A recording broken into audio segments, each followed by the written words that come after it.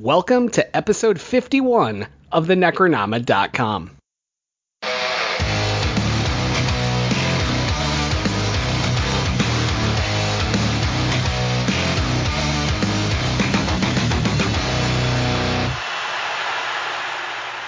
I am James Sabata, horror author, screenwriter, co-host of the podcast you're listening to right now, and I ain't afraid of no ghost.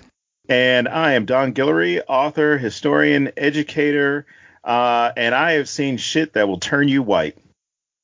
I knew you were going to go there. This week, we have two guests for the first time ever. How exciting. Amazing. We have our good friend Vincent V. Cava and YouTube sensation, is that the word for it, Mr. Creepypasta? The YouTube thing. I've done a YouTube before. I don't know how sensational it is. So why don't you two tell me about yourselves, even though I know, maybe our listeners don't. I'm Vincent V. Cava. I am a writer, I guess. I write scary, spooky stories, and I'm also just a huge douchebag. I'm Mr. Creepypasta, or everybody feel free to call me Spike, because everybody else does. I would like to think of myself as not a douchebag and mostly just socially awkward. And I've been working on doing horror stuff for the past 9 years. And I'd like to also point out that I am the leader of the San Antonio Ghostbusters since the year 2007. I legitimately didn't know that. Yeah, I am. You don't live in San Antonio. There's another chapter now. Yeah, I think there's another chapter that took over. We were really only doing the San Antonio Ghostbusters, at least I was. From 2007 to 2009, I think. 2009. But so what you're saying is that you were Ghostbusters 1 and they're Ghostbusters 2. Yeah, except all of their equipment is significantly better and more expensive than the stuff we were using. Sequels always get a bigger budget. Yeah, that's true. So how do you two know each other? Like, where did this start? I know Vincent has written several stories that you've read on your channels and stuff, but like, how did that begin? We met on the internet. Like all relationships these days.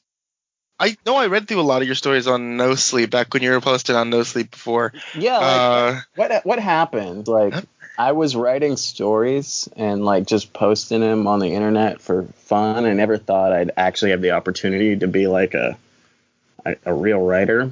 I was writing these scary stories, posting them on the internet for fun. And one day somebody messages me and they go, "Oh my God, Mr. Creepypasta read your story on his channel." And I said, "What the fuck is a Mr. Creepypasta?" So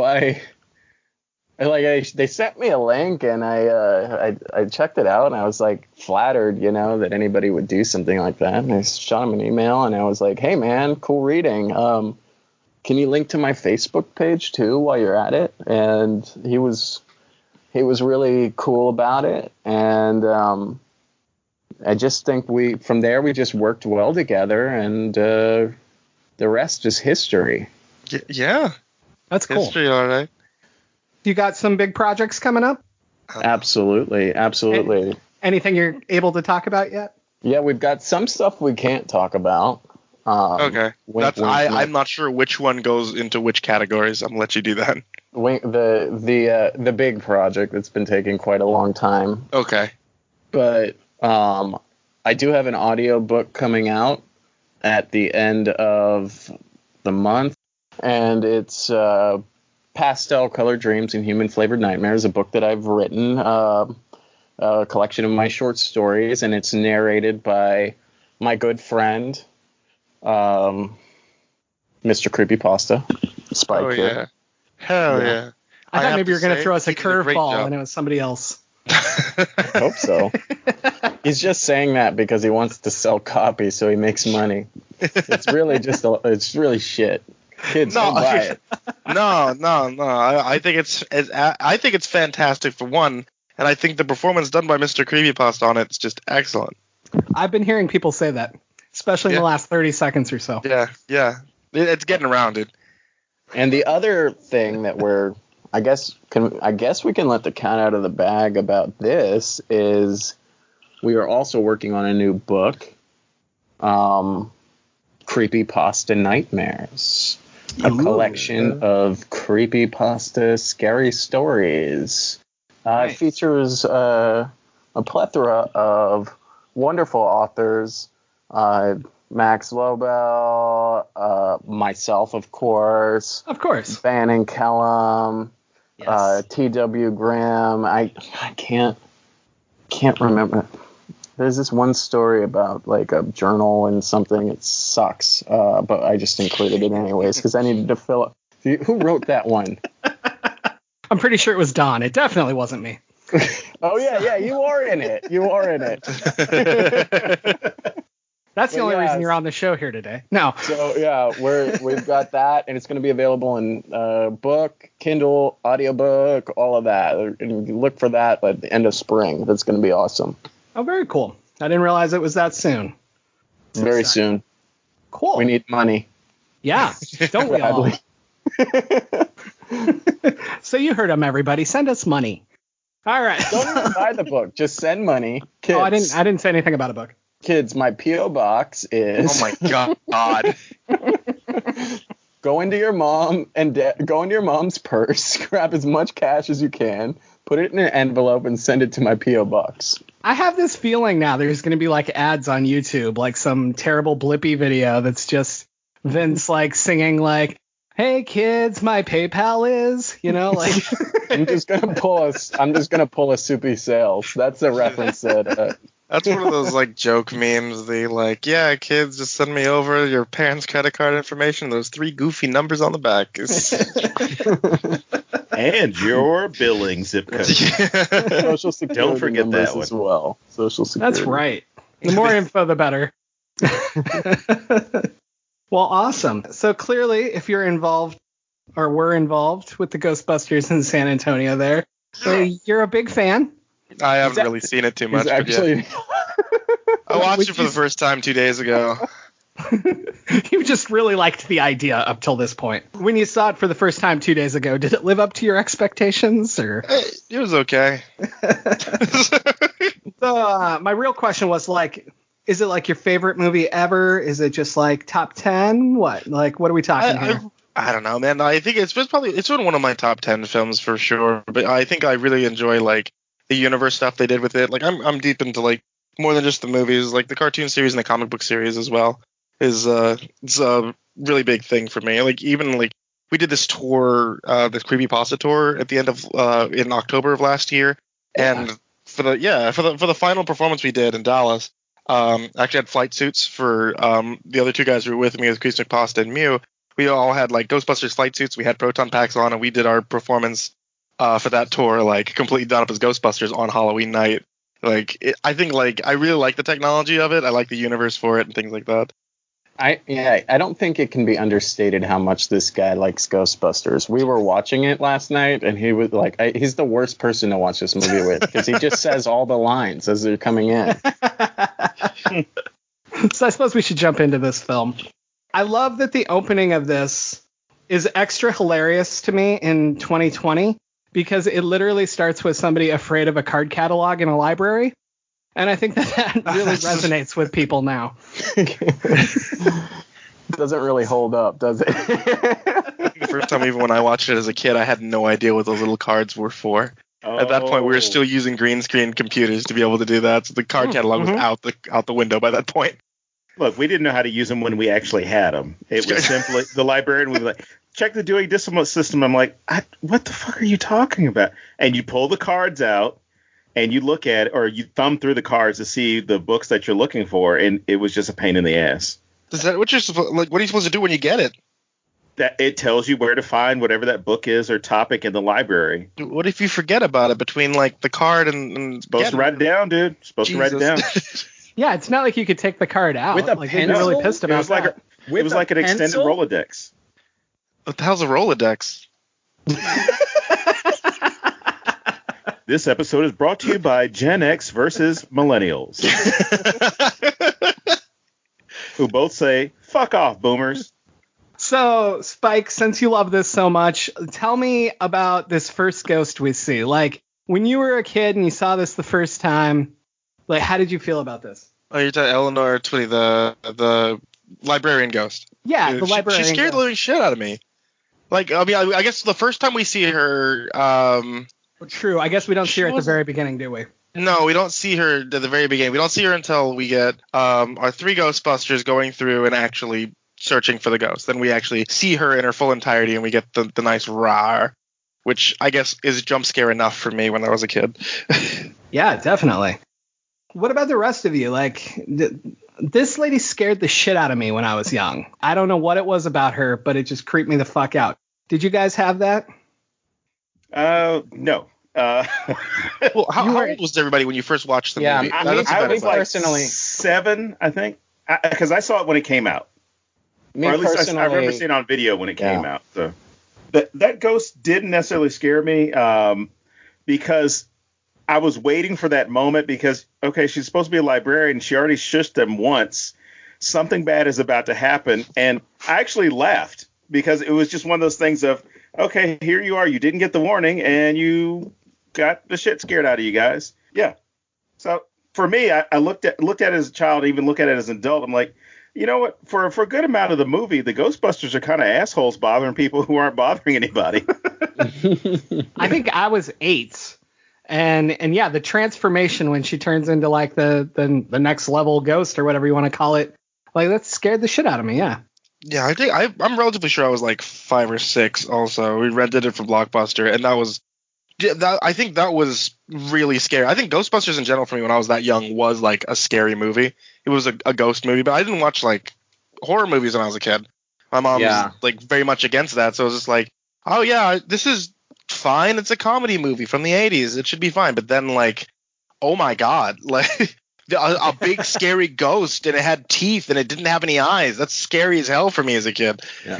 I did watch horror movies when I was a kid. My parents didn't care. Like if they, like back in the day when now we're all dating ourselves. Back in the day when like you go to Blockbuster and you could only get 2 movies, like I'd only have 2 movies. So like they're going to get Hellraiser or something. So, and I'd have to sit there and watch it with them. And then I would, watch the cartoons and stuff when I was a kid. So by the time I was exposed to the film, it really didn't freak me out too much. Man, cool people with cool parents letting you watch cool movies. Well, I had a mullet. I wasn't that cool. Did you really? I want to see photos of this now. This is things that like have to show me later on after the show. Like, yeah, check this out. I mean, you can send them to us. We'll put them on the website. That's fine. So what's the big social commentary for you guys in this film? We talked about it actually when we were watching the movie, and one of the interesting, because really we knew we were coming on this podcast and we knew we were going to be talking about social commentary. And one of the interesting themes that I think the movie touches on that a lot of horror films don't today is sort of that laissez-faire economic free market capitalism, but it's presented in a positive light, right? It's about, in its essence, Ghostbusters is about small businesses, starting a small business and becoming successful, and then you have the big government steps in and is constantly trying to hold them down. It's something you don't see today in horror films. In fact, it's presented in the opposite light. I think we talked to Purge, where that free market capitalism is almost presented in sort of a negative light. Ghostbusters itself is intended to be about the success of business. Like the main character, who I always feel the main character is Peter Venkman, and his initial reaction to just about every scenario is how he's able to spin it in his own favor, especially once he gets ghostbusting on here. In the movie, he mentions that he has 2 degrees, or he has 2 doctorates in psychology and parapsychology, where it makes him virtually useless in any of the other science fields of building these weird sci-fi gadgets they use for being able to track down, hunt ghosts, catch ghosts. But like the one thing that his psychology degree really goes into is being able to apply that to his business sense. Yeah, and he's always trying to come up with scams, right? Like in the toaster scene where they make the toaster dance with the goop. And he's like, "Oh, you're my new Christmas boutique item." Well, even when I guess they get kicked out of the university. James and I were talking about this earlier. This idea that Ray doesn't want to leave the public sector, and even Peter doesn't want to leave initially, but it's kind of like, we'll just go into business. But it's never an issue where he risks anything himself. It's let's go ahead and mortgage Ray's parents' home that they left to him to start this business that we really don't even know is going to work. And even though Ray's worried about it, he's like, well, I don't know about this. He's like, yeah, a lot of people are taking out third mortgages at 19% interest.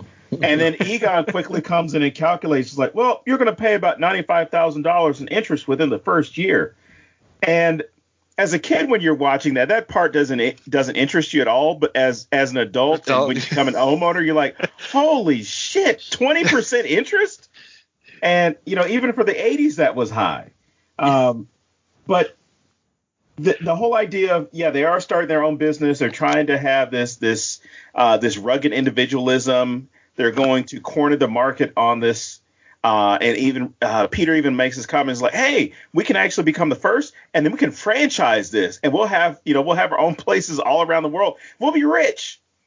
And he's basically Zach Morris of this group. It makes no risk or takes no risk that's going to involve himself. He just risks all of his friends. But there is, as Spike was saying, there was that idea of you have these businesses, and of course, since it's the 80s, the bad guy has to be the government. If it's not communist, it's the government. And so the one person that comes in to shut them down has to be the government that's, enlisted with protecting the public from them. But this whole misguided application of environmental protection laws, that's the real problem. Which, in all honesty, you could probably remake this movie shot for shot today, and not much would be lost as far as the political commentary. You probably might have to ramp some stuff up and change some things because of technology, but you could have that same argument that people would be willing to go along with and say, the environment has been here for a while. Climate change and global warming is a hoax. Fuck these ghosts, which Ray does. Yeah. I always come back to Ray's big speech where he's like, I loved the university. They gave us money and facilities, and we didn't have to produce anything. And I think that it just sums up Venkman. He's doing this because it's easy, but he's bored.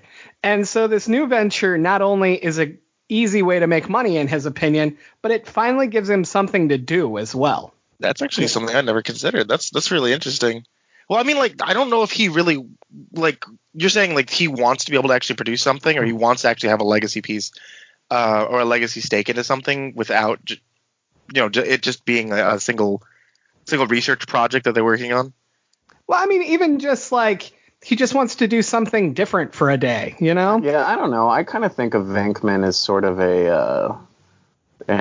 somebody who wants to. He's a bit of a narcissist. I mean, if you think about it, even in Ghostbusters, in the beginning of the film, after they kind of go out of business after getting sued by the city. What job does Venkman get? He goes into television. Right. So maybe for Venkman, there wasn't enough glory in education, in academia. Maybe he didn't get his rocks off enough by publishing papers or writing books or something like that. He wanted his face front and center. And when you think about it, the way he acts throughout the film is everything's like a big show. When the mayor goes at the end of the first film, what do you guys need? He gets a police caravan to get the Ecto-1 to the big ground zero spot. Which serves no purpose aside from just being a show. Yeah, it's all market, it's all branding, it's all the glory. He's basking in the glory. Well, and even when he's in academia, the only thing that they show of him in the academic world is he's scamming. I'm assuming undergrad, but possibly grad students. But he's scamming students for his research that is either a pickup scene or it's I have to legitimize some reason for me to be here doing this shit. So it definitely seems like he's trying to get laid in that scene. Yeah, I don't think seems like he actually has any real research. Well, even when you have those grants, you have to do something, because he even says, "Oh, this is my study. It's about the negative responses to ESP." So that's a bullshit study that somebody could do to get a grant. And then, I'm sorry, no offense to anybody who actually is doing that, but it's one of those grants that you can apply for, or at least use the money in order to say, I'm researching this. Here are the reasons why I think it's important. You give me the money, and then I just show you the results and say, it turned out that people didn't negatively react to it, or this X amount of people did. So it seems like he's using that just to stay employed, but he's finding a way to hook up with women while, as this way of being there. Because Ray even says that he's like, you've never left college. So Peter, to me, and I was telling James this, Peter to me is just a douchebag. He's the Ghostbuster version of Zach Morris, because he doesn't want to leave. And he's I'm assuming in the movie, he's in his mid to late 30s. He's there. And there's this whole idea of he doesn't want to leave. You have that security there. And I can kind of do whatever the hell I want. I might be ambitious about something, but I don't have a push to make me leave in order to do that. He's definitely a douchebag. Even when he gets the girl, he doesn't keep her. By the second film, they're not together. And Spike, you were telling me he doesn't keep her after the second one either, right? And no, yeah, depending on like the canon that you follow, if you like the video game as Dan Aykroyd and Harold Ramis had said is essentially the third movie. The video game, she's no longer a part of the picture anymore. And in the comic books, she does come back, but she's just kind of friends with him. There's not really any kind of history that they bring up, except for they know that they've dated. He does say that he misses her, but they both moved past it, like long since past it. So yeah, he doesn't hang on to her at all. Good for her. She can do better. Yeah. Yeah, like what was he hooks up with Alyssa Milano in the video game, so. What was the problem with that violinist? That's what I want to know. Well, didn't he become the father of the kid? That's speculation, but yeah, that's what most people believe. What was wrong with him? Nothing. He's rich. He was a stiff. He was a stiff. That's how she had a kid. She found a new keymaster. Yeah. So outside of the Reaganomics and stuff, is there any other huge social commentary that you want to talk about before we just talk plot and have fun? We were talking a bit about xenophobia too while we were watching the film, but it might be a bit of a stretch. I don't know. What do you think, Spike? You think I feel like it does kind of show a bit of xenophobia, but it does so, I think, unintentionally, because it's meant to be such a pro New York, just generally pro New York movie. Because just everybody who is not from New York is generally kind of seen as either a stiff or a bad idiot. guy. Or a bad guy, yeah. Yeah, and bad guy, you have the bad guy in number 2. What's his name? Janusz. And you could say that the ghosts are some sort of a metaphor for foreigners coming into your city and that's what Paul Feig said. Paul Feig says they're aliens. Ooh. No, he doesn't. Does he really? Is somebody trolling me? No. I'm going to get into deep stuff, but for the 2016 movie, Paul Feig, part of his pitch originally was that it's going to tie together two big franchises that Sony had that they were trying to obviously launch their own Avengers with. And the two franchises were Ghostbusters and Men in Black. And the ghosts and why they're all non-human sometimes and extremely weird. Paul Feig has said that he's working towards ghost aliens. Wow. That actually wouldn't have been a bad thing. I would have liked to have seen that. That's why you don't write Ghostbusters movies, Don.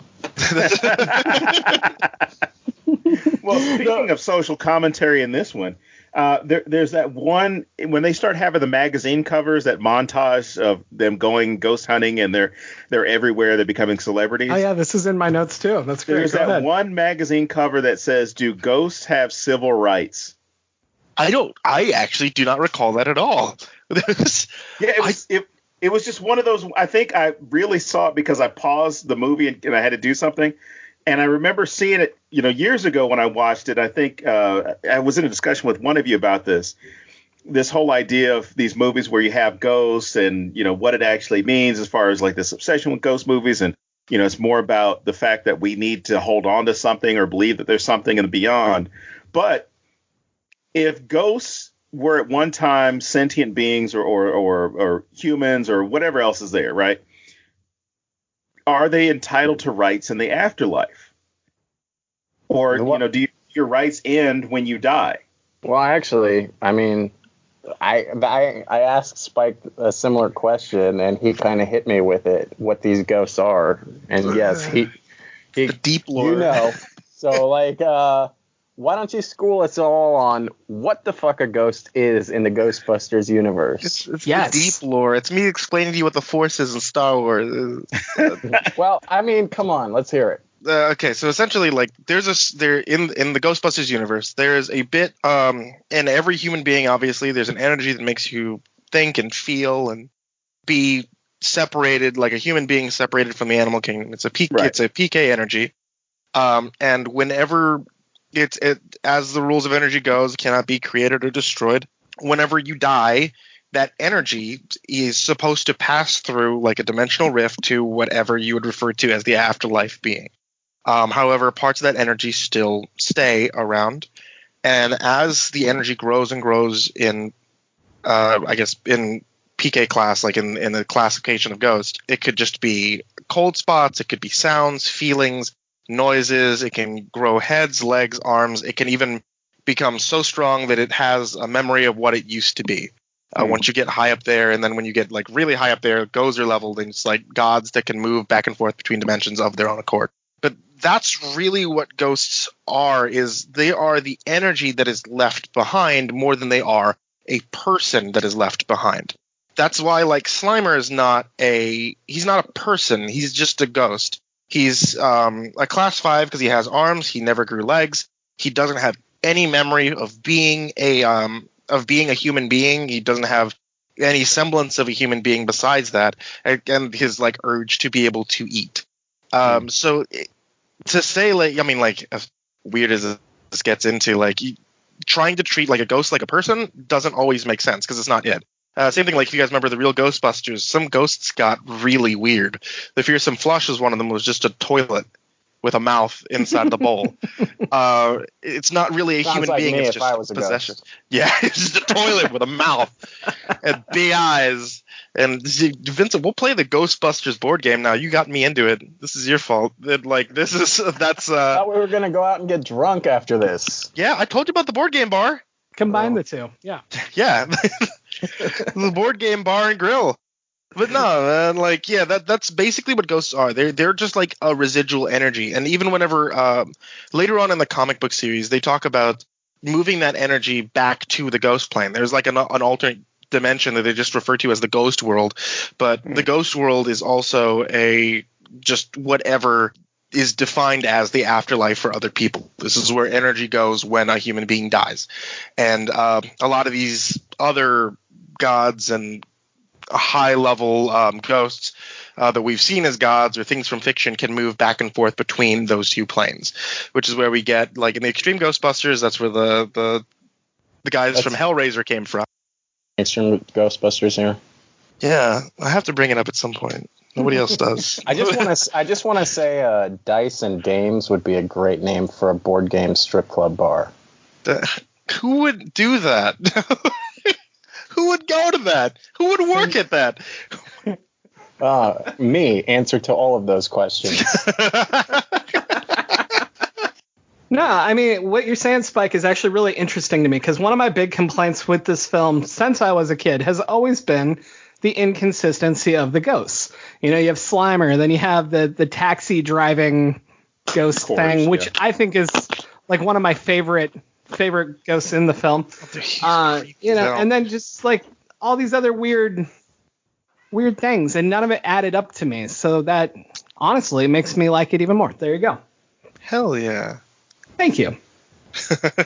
I don't know too much about like the deep lore when it comes down to like weird Ghostbuster stuff that was brought up in the comics. Even like talking about ghost energy, there was in the comics they bring up another faction of Ghostbusters because they basically have a patent on the proton pack. So nobody else could do a ghost busting business, or at least as far as I know of, that's the only way they could do it. This other guy, who's the character totally escapes me, but he becomes one of like I think the Denver Ghostbusters or the Chicago. Anyway, he makes like this what he thinks is like a ghost busting backpack, and he's like it just blows up ghosts and ghosts die. And Egon brings up like you can't just destroy it; it's energy, so you can disperse it, but you can't actually just destroy energy. And as he starts dispersing these like class 5s, class 6 ghosts, he's just spreading this PKE energy until it becomes a massive cloud over New York and just forms this giant like flesh ball that is over the city and starts like picking people up. Then everybody has to go there and actually try to capture, like with multiple traps, pieces of that energy until the traps are full and the entire thing's gone. Wow, that's actually I'd like to see that movie. I was just thinking, I want to see that movie. They would. That's the exact same plot essentially as Evolution, which was also written by and directed by the same guys. Yeah, let's talk Evolution now. Let's talk Evolution. Do it. Go for it. I really like the 7-Up guy, and I think he should be in more movies. The 7-Up guy. I can agree with that. What the fuck happened to him? No, he was on American Gods, and then they cut him because he was a Nazi. He was too good at being the Nazi character. But yeah, he's out there working. Wait, you said he was too good at being the Nazi character? No, on Sony. Gotcha. The African God. I was like, I haven't watched this show. Terrible Nazi. And what? Everybody knows Nazis prefer Sprite to 7-Up. Make 7-Up yours. I miss those commercials. This is another reference nobody in your like fan base is gonna get. What, make 7-Up yours? Everybody remembers that commercial. That's like an early 2000s commercial. That's not so before a lot of them were born. No. Oh God, that was 20 years ago. Actually, maybe. Jeez, way to bring this whole party crashing down. That's what I do. I didn't even think about that shit. It's all good. We'll just confuse them, and they'll have to Google things or whatever they use instead of Google. Anybody who watches my channel, Google make 7-Up yours commercial. It's well worth your time. They're really gonna wonder why those commercials were so popular. I even had like a 7-Up t-shirt in middle school. Yeah. Make 7-Up on the front, up yours on the back. Yeah. I thought it was so cool. I still do, but I thought it was cool back then too. You know what's interesting to get back to like the Reaganomics thing is since we were talking about the 2016 film, which is kind of a surprise for this, wasn't expecting to. In the original films, you know, we touched on how big government is a hindrance to their company. Mm-hmm. In the 2016 film, they're not a small business. Like they're doing this for like research purposes. And actually, the government comes in and in a way works with them.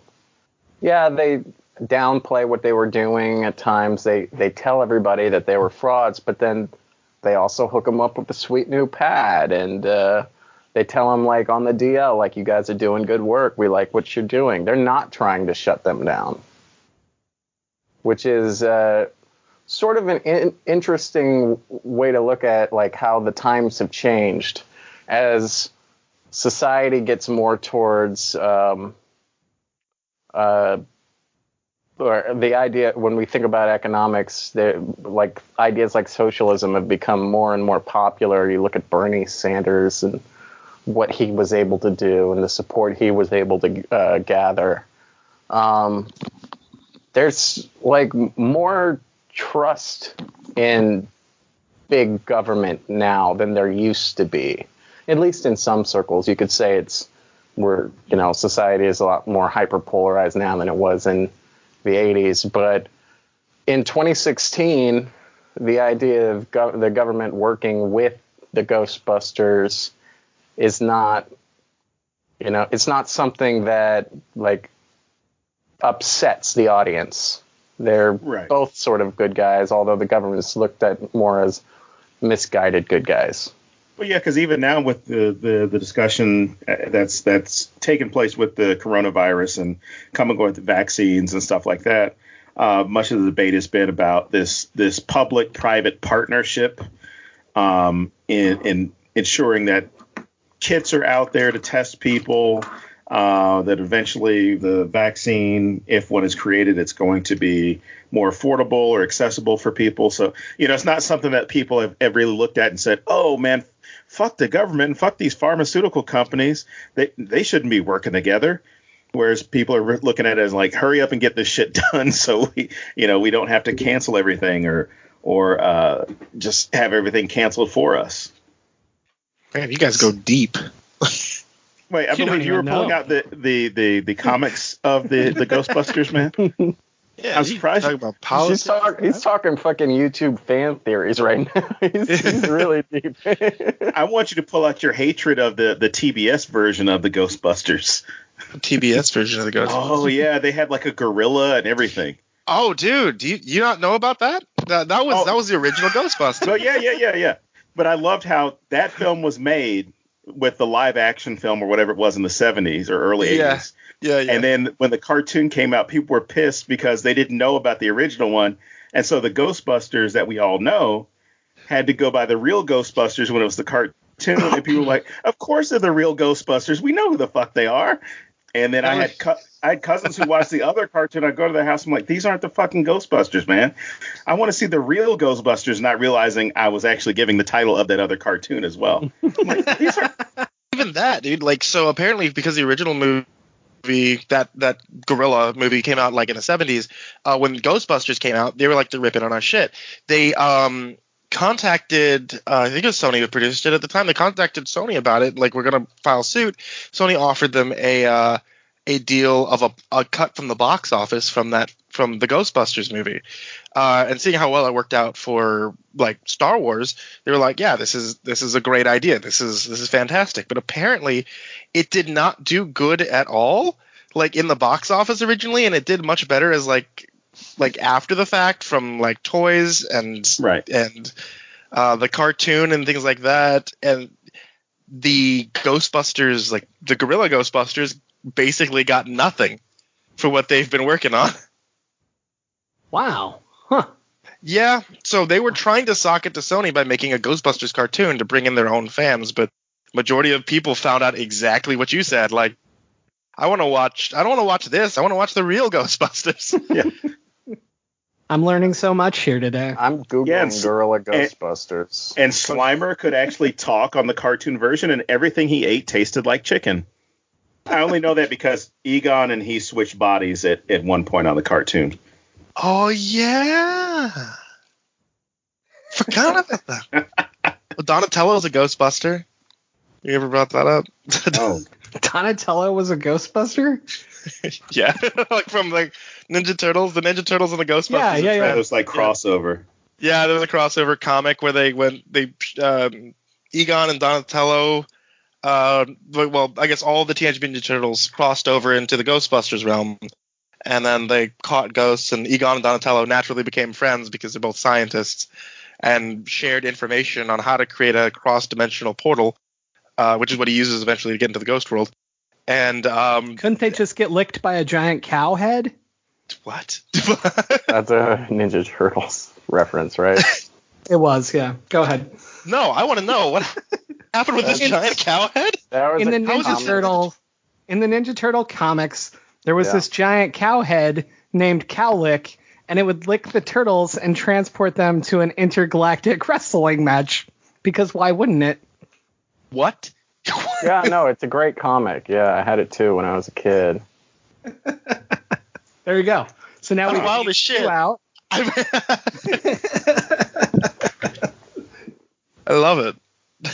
So if those are crossovers, do they fall into that fan theory where everybody or like is the Ghostbusters now and also Ninja Turtles are they all that one autistic kid in that autistic kid's imagination? Wait, what? Huh? What is that theory? That was hilarious. I want to know. Now you know how it feels. No. Is this a fan theory, or is this like one of those internet things, like they exist in somebody's head? No, it's a fan theory. There was so the whole idea is that there is this autistic kid in the show, right? And like the very last episode, you find out the whole show was in the kid's imagination. But the fan theory is, so because the show crossed over with other shows from the networks at the time, from that network, and then like characters from other shows would come on to that show. And then those shows did crossovers, and those shows did crossovers.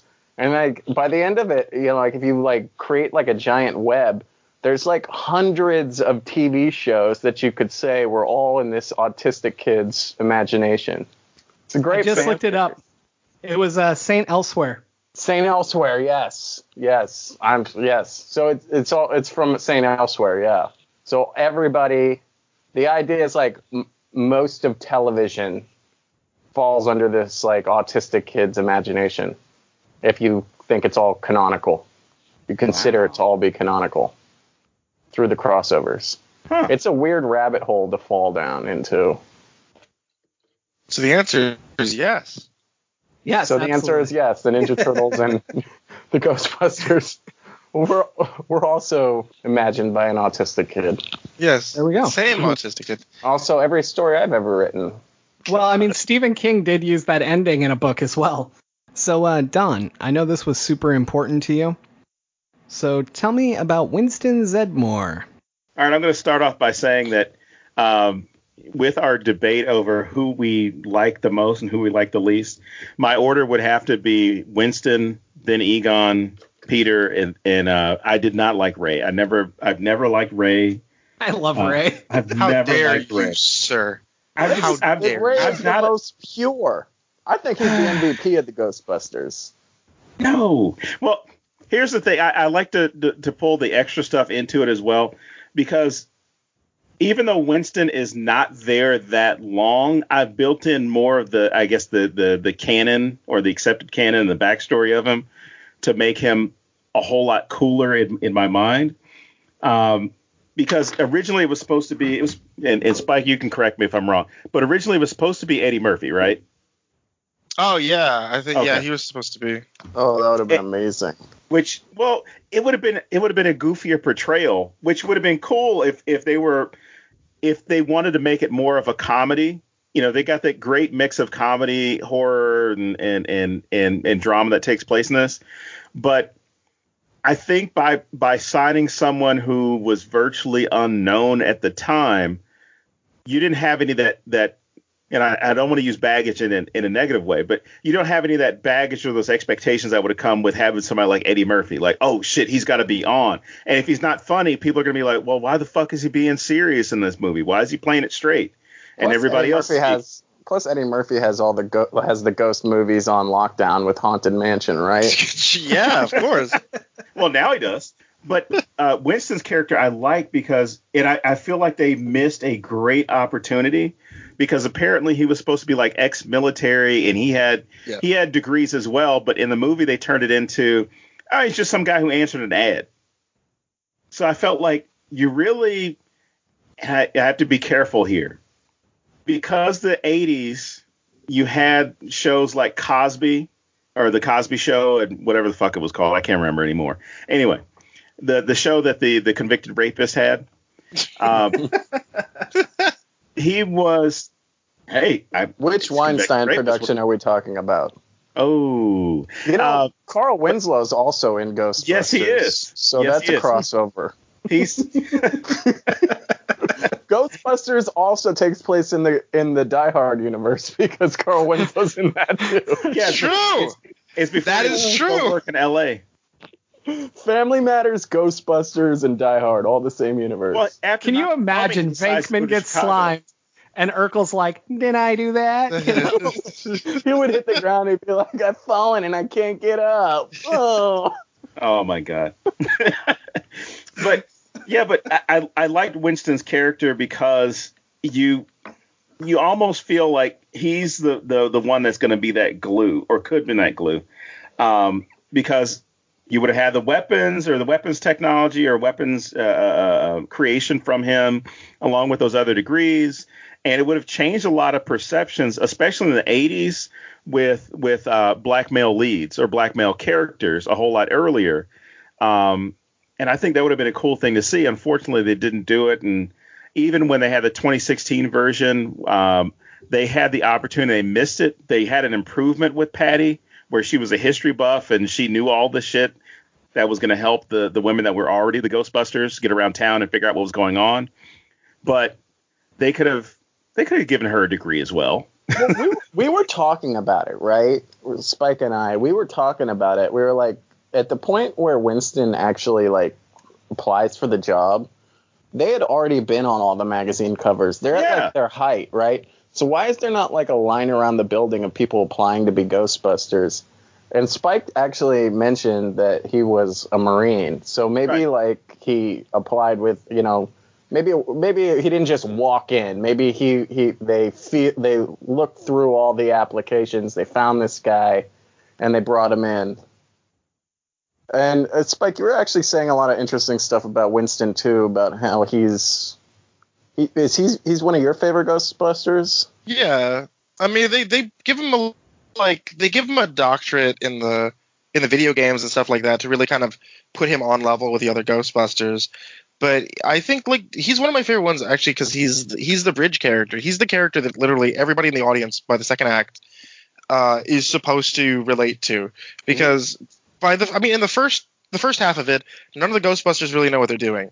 They're all trying to figure it out. Their proton packs, even though they made them, is still new to them. None of them really know how to use it properly. A genius. Venkman's a douche. You can't really empathize with any of the characters, but then in comes Winston, and he's just a normal dude. Plus, I mean, like, he's the point of exposition. Everybody gets to explain, you know, like, as they're explaining it to Winston, it also explains it to us. We are supposed to relate more to him. Like, we all relate to Winston because, like, he's the only one that doesn't know what the hell's going on. He's here because he's looking for a job. And I think I mentioned before to you, Vincent, like, how nobody in Ghostbusters really kind of works a normal job. The only guy who took a normal job is Winston. Right. And even still, his normal job's not a real normal job. He works for like this independent company. Yeah, Lewis is like owns his own accounting firm. What's Sigourney Weaver's name? Dana. Dana. She's like a musician and she's a celloist and she's got a apartment in Central Park West. She's got a penthouse.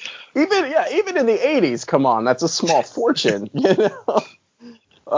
You're right. None of like the normal. Like none of the protagonists that we're supposed to empathize with are like they have none of them are like everyday people. Yeah. Aside from Winston. Yeah, he's looking for a job and he finds one working for this independent company. He's not like say Walter Peck, who shows up working for the government on a government salary and he's a huge asshole all the time, which I'm guessing that's what we're always supposed to see him as, is just like because he's this working stiff, he's never going to be cool. He's a bureaucrat. Yeah. He's a bureaucrat. A lot of that movie is about how much bureaucrats suck. Right. Anybody who's, been to the DMV could tell you that. Yeah, it's interesting that you say that he's the one that we're supposed to identify with. He shows up like 40 minutes into the film. And he's the only one that I truly like. Like, I find Ray entertaining, but I don't like him as a person. Winston's the only one that I like. And I had never really thought about how we don't identify with any of the others. So that's a great observation. What were you going to say, Don? Oh, I was going to say that the Peck becomes that guy who embodies that old Reagan statement of government isn't the solution to your problems. Government is the problem. And of course, he's the one who creates the sign for the keymaster and the gatekeeper. Yeah. for the return of Zool. I'm sorry, of Gozer, the Gazarian. Yeah, big government would have just stayed out of the small businesses' way. We wouldn't have almost had a ghost apocalypse. Mm-hmm. I mean, I don't know. They say the grid's not doing well. It could have still happened. But it's way more fun to blame the government. Oh man, Way more fun. I wanna get into it. I know the draft script from Afterlife, and man, whew, you just touched it.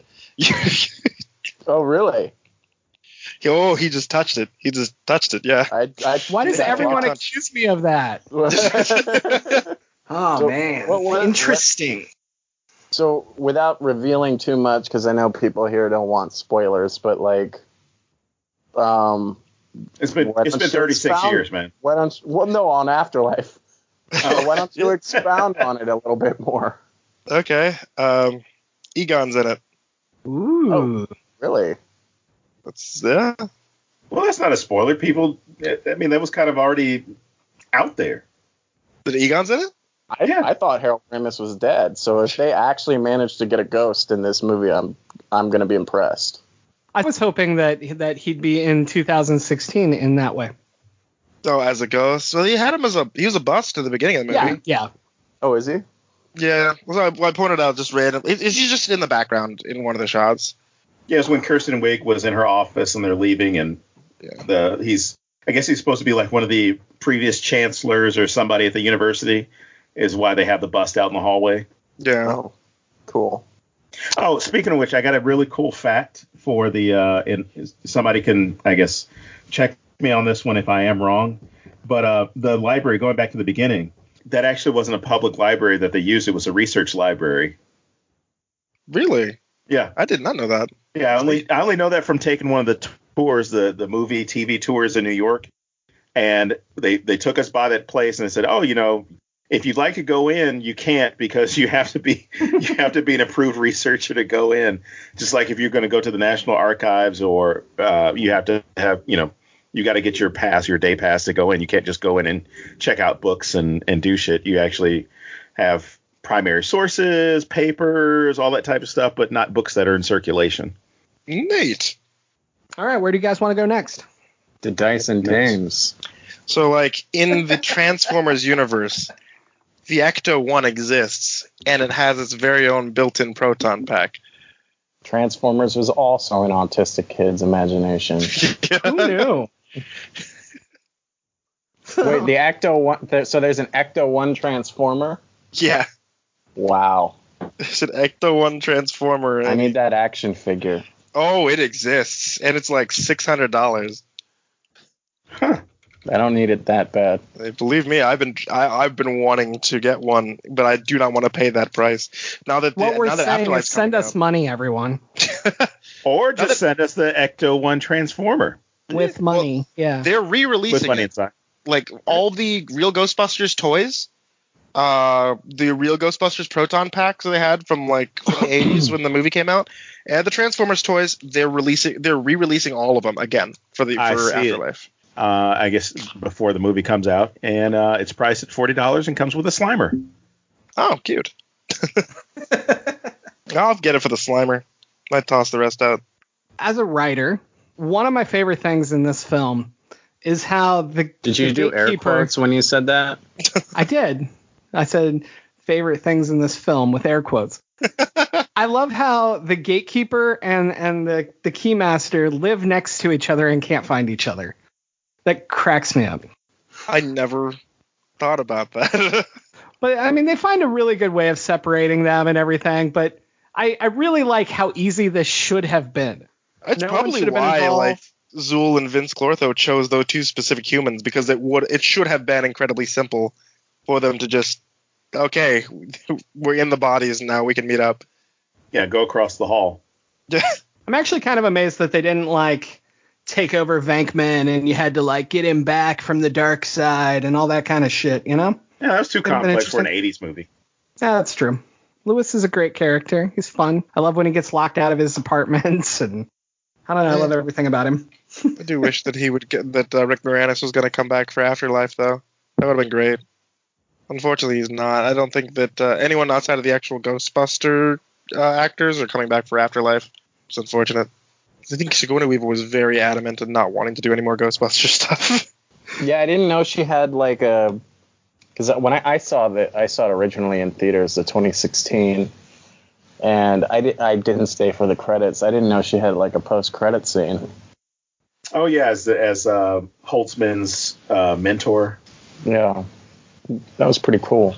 The thing about the 2016 film that just irks me so much is how you do have this rich backstory, this rich lore, and these diehard fans, and they just decided to go with the hard reboot. And I'll never for the life of me understand, why not just make it a legacy film? Yeah, I never understood that either.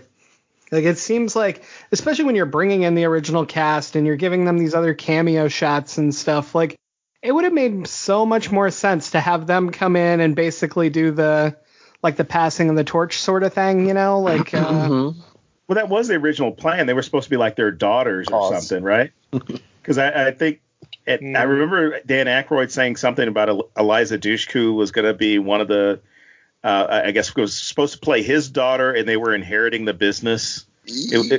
Like that was like one of the original ideas. So. Yes. Come on, Spike. I don't know if I'm 100% right. I remember that being one of the stories out there. That is what Dan Aykroyd wanted. Okay. Sony at the time was very much against. I don't know if we want to get in this can of worms, but Sony at the time was very much against the idea of letting Dan Aykroyd and Ivan Reitman work on another Ghostbusters movie. Mostly because they just had like such a strong interest in Paul Feig at that time. They really wanted Paul Feig to be able to do it, and one of his conditions, because he turned down the movie a couple of times, but one of his conditions on finally agreeing to it was that it would not be a legacy film. Absolutely did not want to work on something that somebody else had worked on.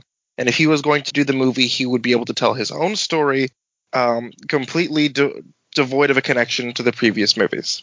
Yeah, which is why it's so disconnected. The only thing they were able to do was just take the song and the symbol, and they bullied Reitman out of the position as a producer and director. And they plan to accomplish that by having Slimer drive a car. Oh, he was part of his Slimer girlfriend. Yeah. That was all part of a setup for a cartoon series that never took off. That him and his Slimer girlfriend were entirely a setup for a cartoon series. Huh. Yeah, the 2016 movie in general, I think behind the scenes, as far as like as an audience member watching it, it's whatever. It's not my cup of tea, but I can see why people enjoy the comedy style. I can see if people like it. But behind the scenes, it's a big marketing ploy and marketing mess. When it comes right down to it, if you look at the costumes that they wear versus the costumes of the original Ghostbusters just wear a flight suit. They wear garbage workers' clothes. You can be able to buy that at Walmart. You know what I'm saying?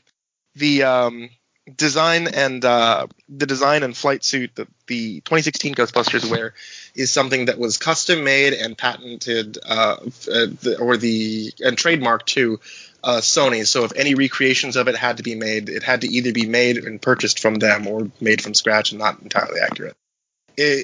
How the film was designed to be made was so that they could be able to capitalize on their own Avengers franchise and mixing together their own bits. Yeah. So they were hoping for a Men in Black Ghostbusters crossover.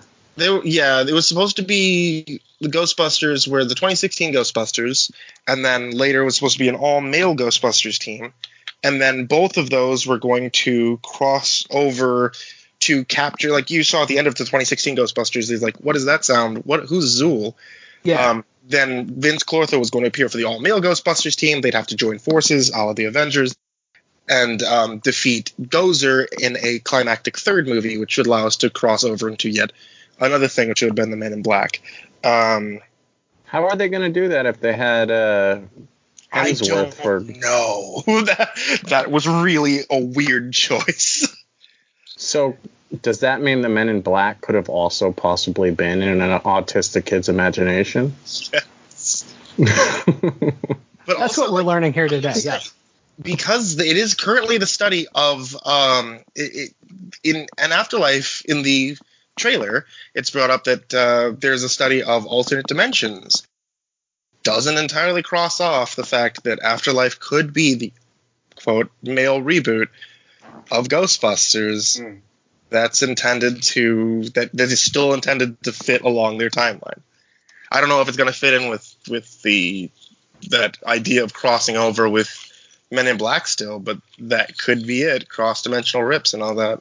I kept joking that I wanted the Afterlife to end with an after scene where they open a riff and they find the girl Ghostbusters, and I wanted everyone to lose their minds. And now that you say that, I'm like, well, okay then. It's happened in the comic book. There's no reason it can't happen now.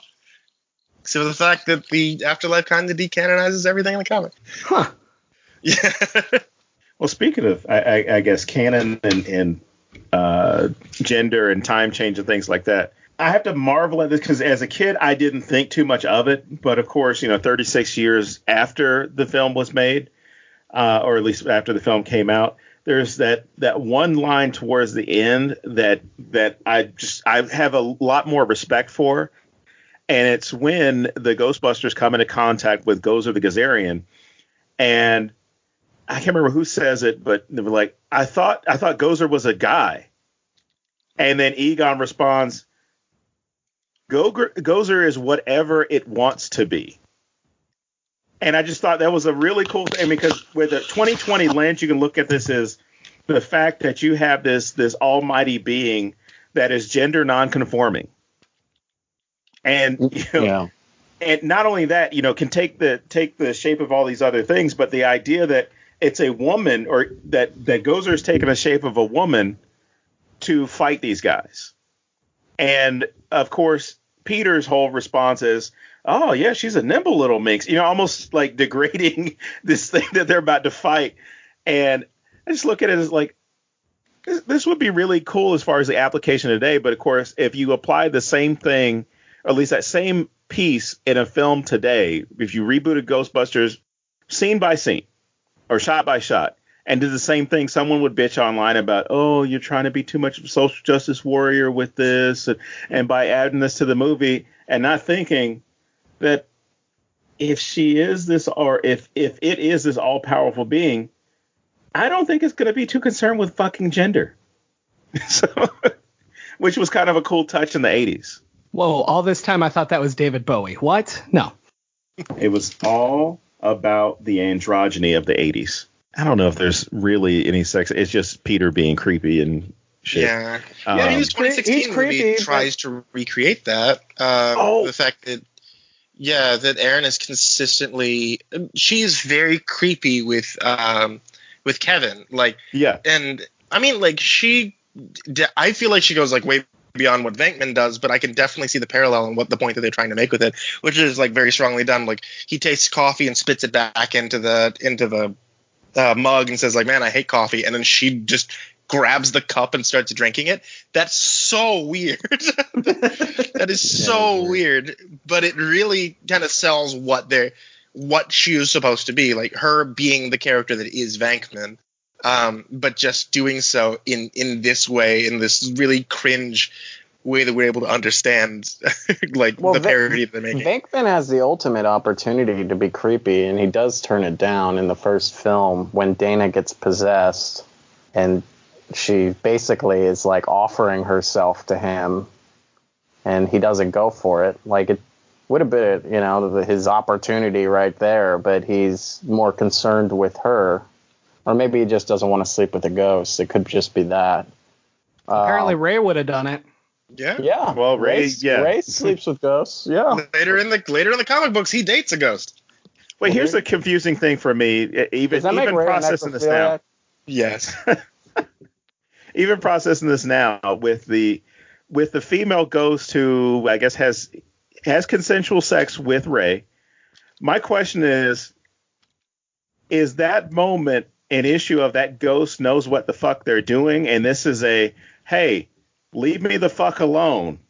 Don't come hunting me, and this will be my bargain. Because like I said, a lot of this movie is just ghosts minding their own fucking business. You mean the ghost blowjob scene? Yeah.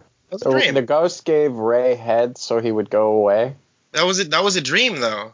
No, I thought that was actually real. No, he was in like a sailor's like jacket in a ship, and he yet still wearing his Ghostbusters stuff on his pants, and he gets the blowjob in a dream, and then like it kind of dream fades out, and he rolls over and falls out of bed. Seriously, I thought that was an actual ghost that was coming onto him. Nope, dream. Yeah. Ah, okay. Well, I take back what I said.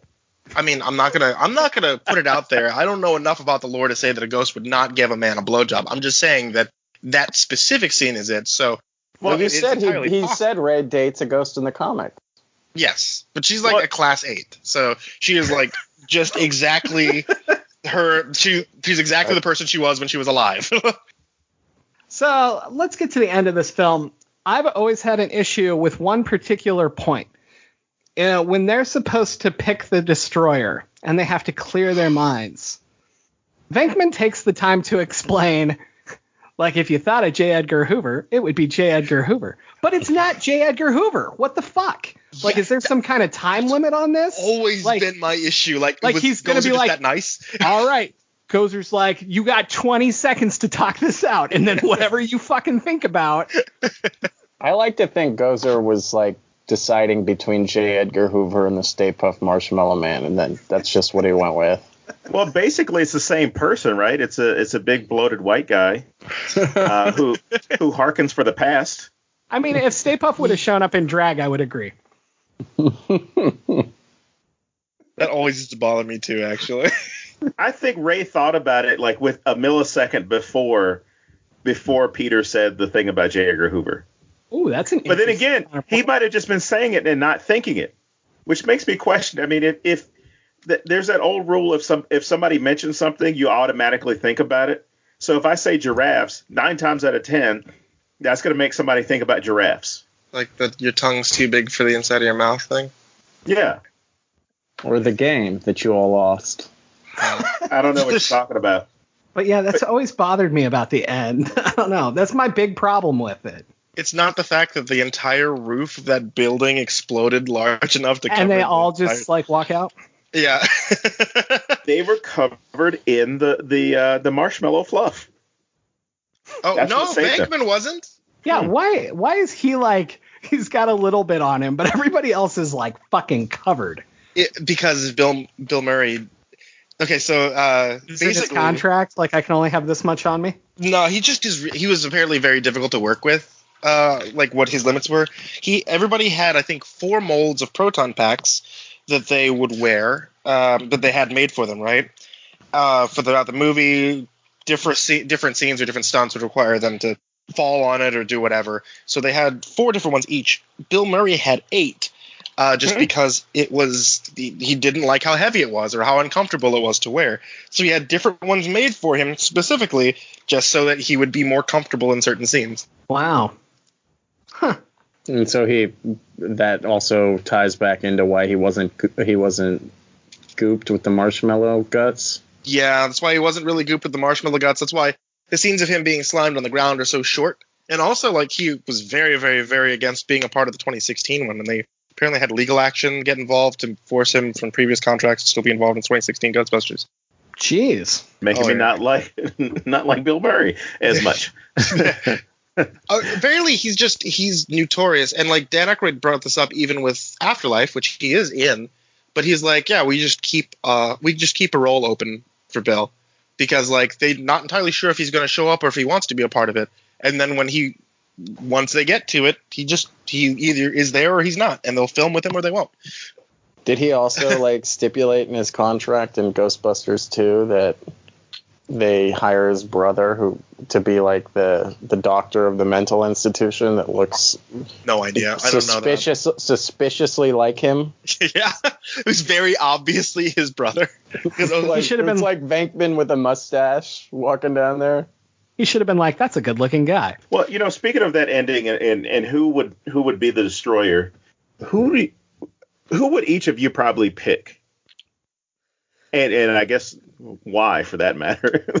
Susanna Hoffs, straight out of the Walk Like Egyptian video, no clothes, because if I'm going out, I'm living my lifelong dream.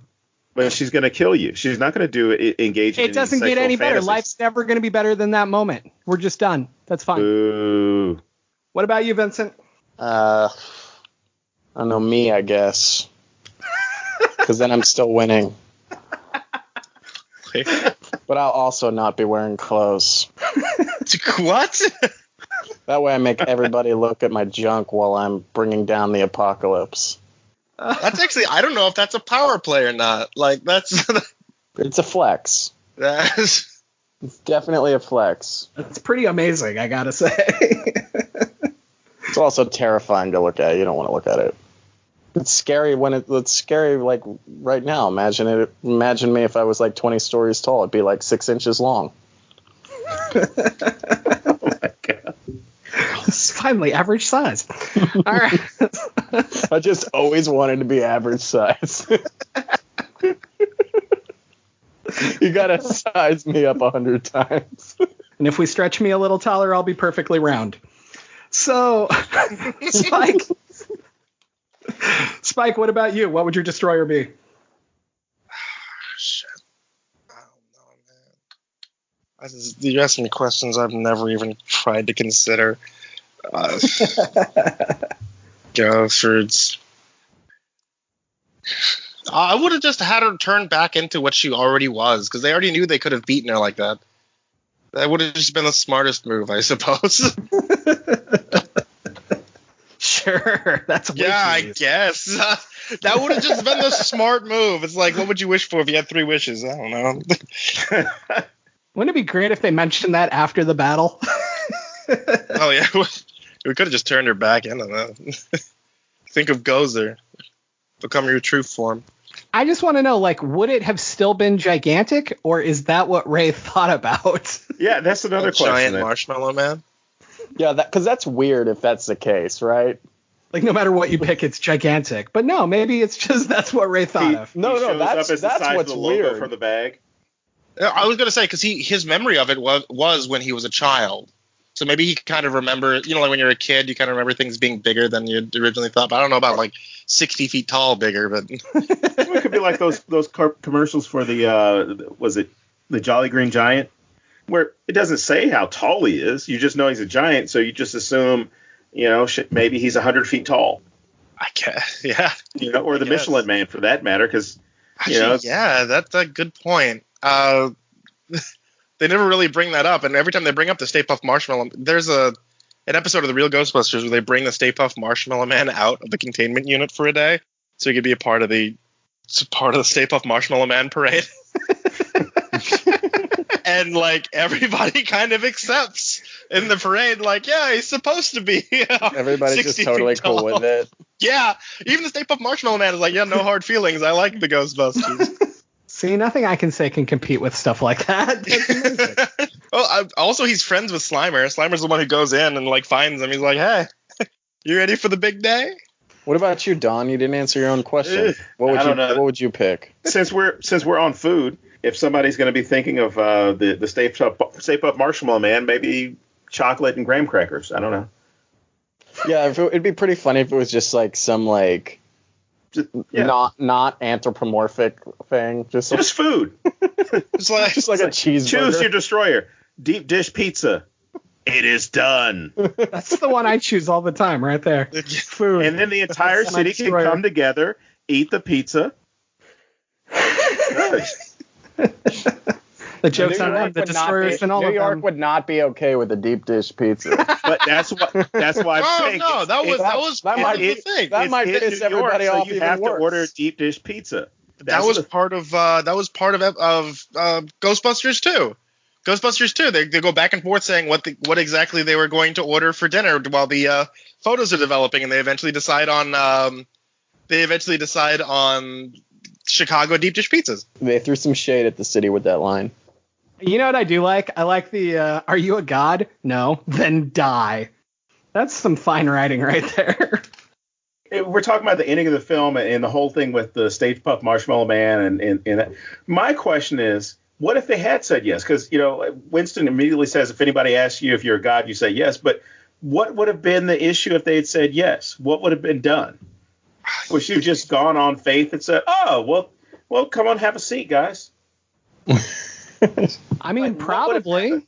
She's like, oh, my Gatekeeper lets bad. This is Bankman your in realm? just for- All right, I'm out of here. Yeah, would it have been that easy as far as, okay, I've crossed into your realm. I'll get the fuck out. You got this. There was I want to say this is brought up in the comic. I want to, but I really can't think so. It is a Because very think odd about thing. all the basic lies we tell people anyway. Are you a god? Yes. Maybe the explosion's even bigger. Maybe they don't survive that. She was like, how much firepower do I need for you? Oh, you're not a Yeah. god? Okay. I don't know. Hey, do you have a gun on you? That is essentially the same question, isn't it? Yeah. No. All right, give me your wallet. Or my favorite one from high school. Do you know how to fight? Yeah, I watch anime. What's up? And there is no right answer if somebody walks up to you, at least when I was in high school. There was never a right answer if you asked that question. Absolutely guaranteed. I wish I remembered high school. And on that note, I think that about wraps things up. So why don't you two tell us again what you do outside of appearing on my podcast every now and then, and where we can find you online or whatever else. On YouTube, I make money using my mouth and throat. You could find me at Mr. Creepypasta, or the podcast is Mr. Creepypasta Storytime. I also make money using Spike's mouth and throat. I knew something like that was coming. I was waiting for it. You can find me on social media at Vincent Cava, like Facebook, Instagram, Twitter, Tinder, Bumble, Farmers Only, Old People Meet, J-Date, Christian Mingle. I'm just impressed you know all these off the top of your head. Damn. Only Furries. Wow. Well, thank you both for coming on the show. I sincerely appreciate it. I was thank you, really guys. looking forward to talking about Ghostbusters with you guys. So I'm glad we got to do this. Thank you. Thanks, man. All right. So that wraps up another episode. As always, I am James Sabata. And I am Don Guillory. And we'll see you next week here on the Necronama.com.